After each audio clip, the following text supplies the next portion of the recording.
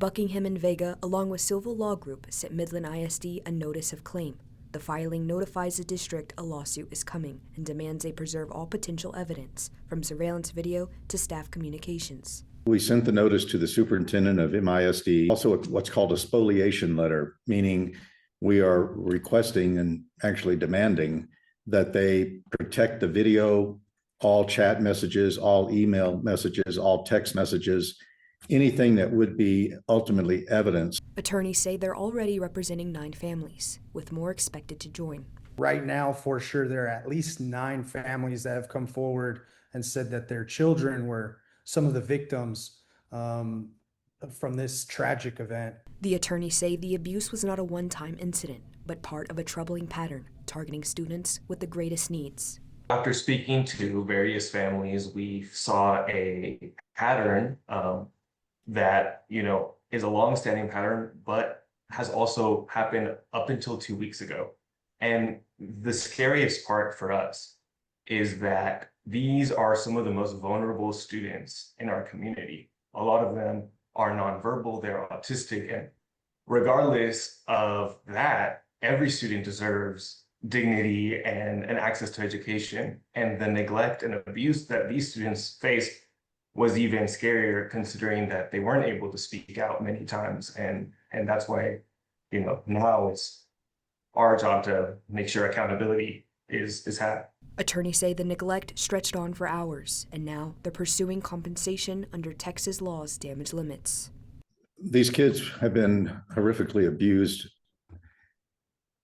It's one of those tragedies that you can't really grasp until it happens. Unbelievably, really, that it did, especially at MISD. Something egregious, something devastatingly harmful to these children occurred. And it went on for quite a while from what some of the parents are telling us. Unfortunately, under the law, there are caps on the damages. We are limited to seeking $500,000 per child. We will seek recovery for these children to the fullest extent of the law.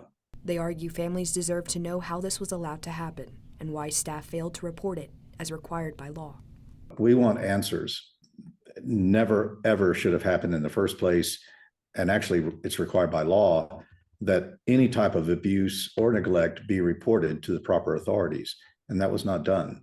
That's the basis of the lawsuit.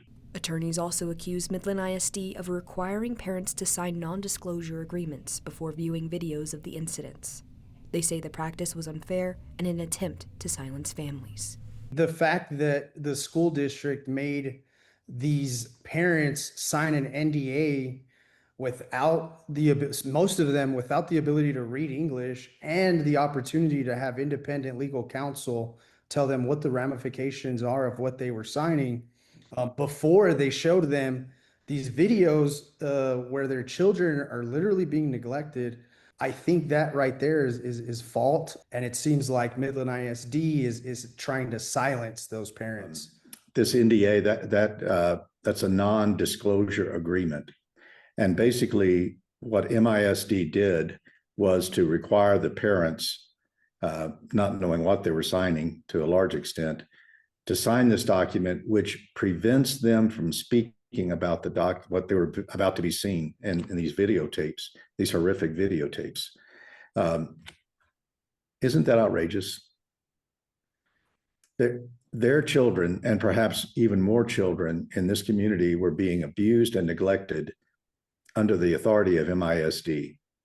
And then MISD was only willing to let the parents understand to what degree of abuse and just the horrible type of neglect that they experienced, only if they agreed not to say a word about it.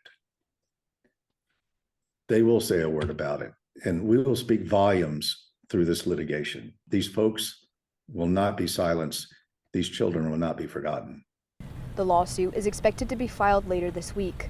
Midland ISD has called the conduct completely unacceptable, saying 6 employees have resigned while 2 remain on leave as CPS continues its investigation. Now this case is moving from classrooms to courtrooms, where families hope to find accountability, answers, and justice for their children. Reporting in Midland, I'm Gabriela Mesa.